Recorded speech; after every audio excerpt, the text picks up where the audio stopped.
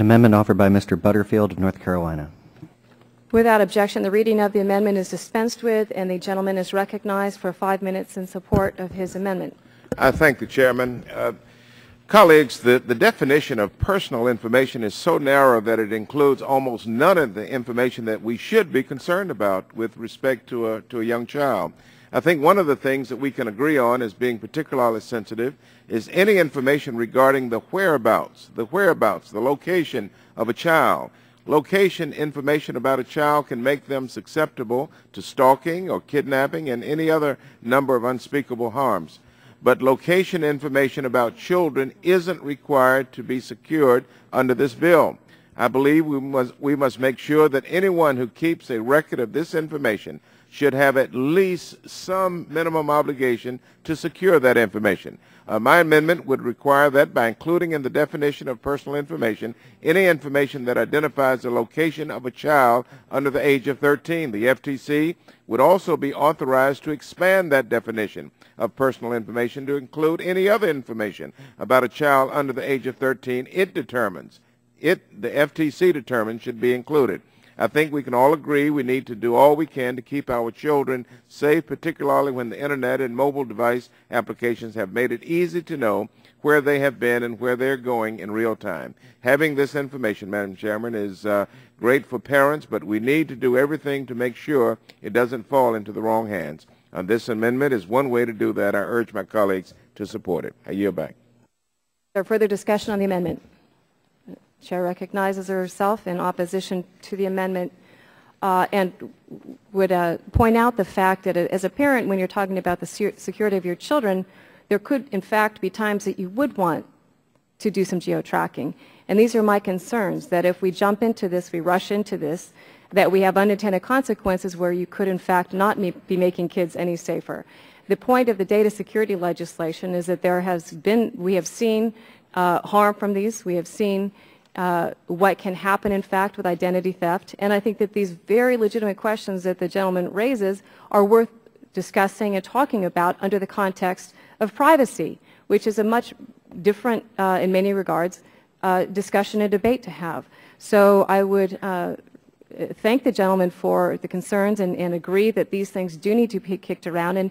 And as the gentleman from Illinois said earlier, these things move so quickly, they change so quickly, technology adapts, and what we talk about today in technological terms will be different 6 months from now. And I do believe that we need to have a different and longer conversation about these, so I respectfully oppose the amendment and would urge my colleagues to do the same.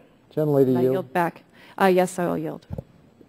As I understand the amendment is, if Apple, for example, has your location because of your individual iPhone, and so they know your location, and they're hacked into, this would require that they inform the parent of a child, well, I guess it would be the child's cell phone, that they be informed about it.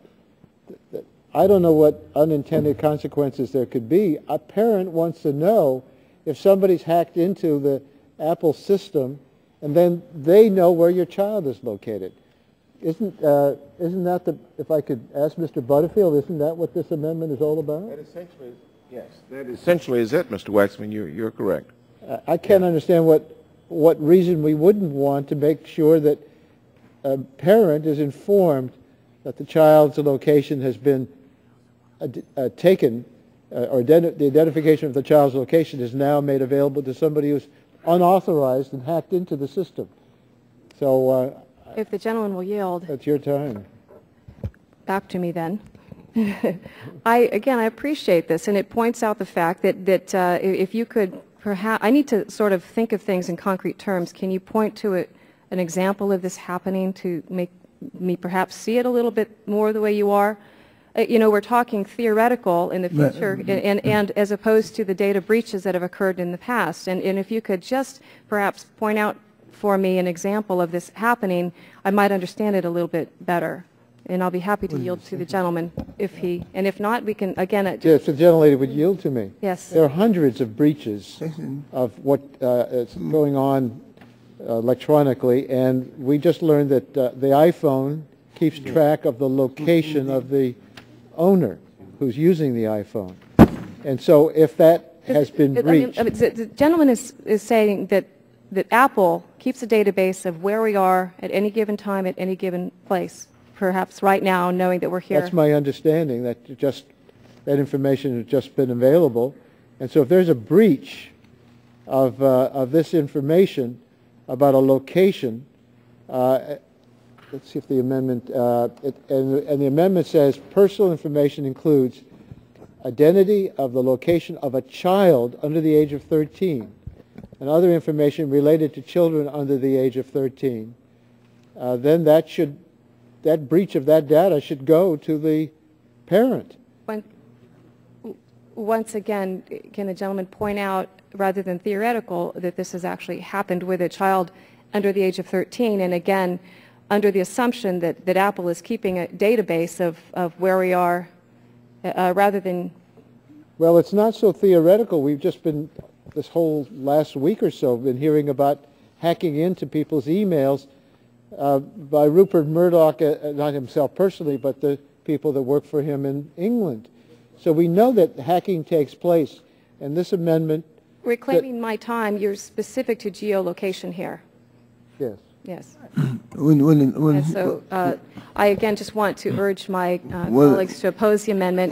Madam Chair. Yes, I'll yield my last 21 seconds to the gentleman. All right, Madam Chair. I move to strike your last word. The gentleman is recognized for 5 minutes in Madam Chair, in your bill, Section 2A, 2D, the words here are process for taking into consideration the quantity, type, nature, and sensitivity of the data. Now, Madam Chair, that infers to me that any information of a sensitive or any data that's sensitive should be included. And what the gentleman's amendment does is just expounds upon it and makes it much more clear. But here in this section, you have a section that says that sensitive data should be included. And what can be more sensitive than a child, the whereabouts of a child, data around the child? I'm sure I think that in order to clarify Section 2A, 2D, then I think that the amendment, the gentleman's amendment is in order. If the gentleman will yield.